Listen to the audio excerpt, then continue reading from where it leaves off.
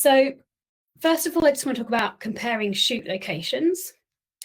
So you might have some options to shoot something, say in the UK, or perhaps you're looking to shoot something where you might need good weather at the time you need to shoot it, and you're wondering if the UK will deliver. So perhaps you're thinking about going somewhere else. So this is a completely hypothetical situation, but we'll show you an option in a minute to change things. So first of all, you'll use this details panel to the right-hand side. So you might have noticed, actually, I'll just show you on the, just bear with me 1 second. On here, if I go up here and there's details here, I can edit this and change any of these items. So I can change the countries and I can change the number of shoot days. So just so everyone knows what that is now. So as you can see, it's the panel on the right-hand side.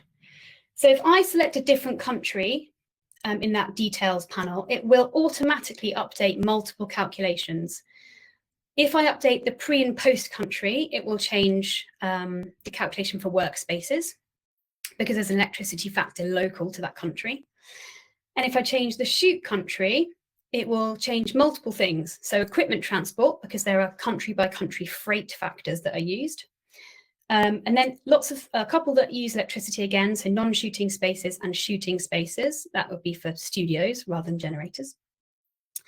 And then we also make an assumption on your behalf as to whether waste is likely to be sent to landfill or is combusted. So for EU countries and the UK, we assume it's going to be going to a combustion facility. And for many other places, we assume it's going to landfill. So we make that assumption on your behalf as well. So every time you change those countries, those calculations will change automatically. So I'm just going to look at a 3-day shoot in London. So this is exactly the one that we just did. This is the number we came out at, 7.285.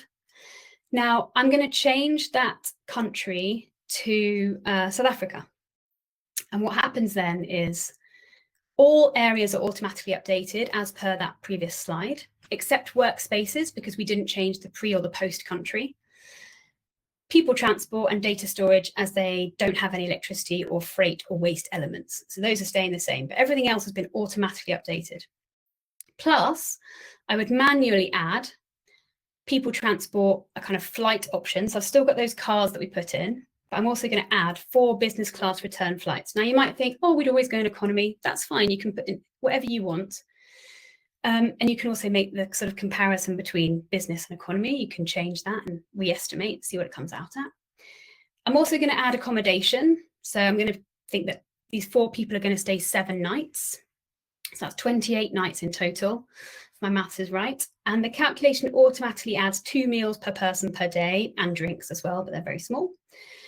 And now our shoot sort of pie chart looks like this. So we can see a massive part of this pie chart is now people transport, and the total is now 61 tons compared to our 7. So to see that a bit easier, here's this comparison. So you saw how quickly I was able to put that early insight together. You can see how quickly you'd be able to change it to get to this 3-day shoot in South Africa instead of a 3-day shoot in London. So simply changing that country and adding on the flights that would be needed and the accommodation, we've leapt up from 7 tons, just over 7, to just over 61 tons. It's a massive, massive jump. So it gives you the ability to look at different ideas. And if you're going to do this perhaps at bidding stage, if the brand are asking you for this along with the agency, along with your budget and your treatment, this gives you a chance to kind of play around with different ideas and to present them at the same time. So this, really gives you that ability. Now, the next one we're going to look at is changing the number of shoot days. So if, again, in that details panel, if we change that, it changes a few calculations automatically, just like the country does. So it's going to change equipment transport, because it's looking at the number of trucks times shoot days, and catering, because it's going to look at number of people times shoot days. But others need to be updated by you. So for example, people transport, that one you might be including car journeys for pre and post as well. So shoot days wouldn't necessarily impact that in the same way. And also shooting spaces, because as you saw, we've got traditional studio, we've got virtual studio, and we've got generator. And you might be doing different times, a different number of days in each one that don't necessarily add up to your number of shoot days. because you might also have a build or a wrap day, for example. So there are places where you need to kind of do things based on what you're thinking for your particular project. And you might also need to think about your other activities. If you're going from, say, 5 shoot days to 1, maybe you'd have less pre-production, less post-production, less casting, less wardrobe, etc. So there's just things to consider. But as you've seen, it's very quick to make those changes and to just review everything and pop in a different number if you need to. So if we take our previous 3-day shoot in London, again, 285, sorry, tons. And then if we go to a 1-day shoot, so we can see here, the ones that are adjusted manually are in red. So people transport and shooting spaces, as we said. So instead of our 120 car journeys, that's now going to be just those 40, just 20 people going back and forth. And shooting spaces, I need to update that from 3 days to 1 day. But our equipment transport and our catering are going to be updated automatically, and everything else will remain the same. Now, again, to see this kind of comparison, so we've got a 3-day shoot in London, 7.285 versus a 1-day shoot, 4.182. And I'm saying this like it might not be obvious. I'm sure it probably is to most of you, just in the same way that it would cost less to do a 1-day shoot, although there are savings in different areas. It's just something that kind of backs up the decision making or shows an awareness of the carbon that's produced from your kind of chosen route. So it gives you it's a tool in your toolbox, essentially. So the next part will be slightly tricky because without the ability to either shout out or use a chat function, we'd love your thoughts. So I'd like you to pose it as a question in the chat. And Sophie is on the, question in the Q&A section. Sophie's on the questions. What else could you compare using early insights? So pop a few things in that Q&A. We obviously won't really answer them, but pop them in there. Because I think hopefully you can see that there are lots of different things you could try out. As I said, with that South Africa option, you could see about flying in economy. You can add multiple flight entries, multiple car entries, multiple rail entries. So you can add perhaps 1 flight in business and the other 3 in economy. So you can compare different things.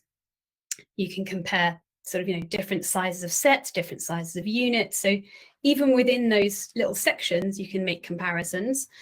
And you can also compare different ideas. So I'm going to assume, because I can't see, that a number of you have put some suggestions in that Q&A box. And I'm going to just talk through a couple of other ideas that we've got that you could use this for.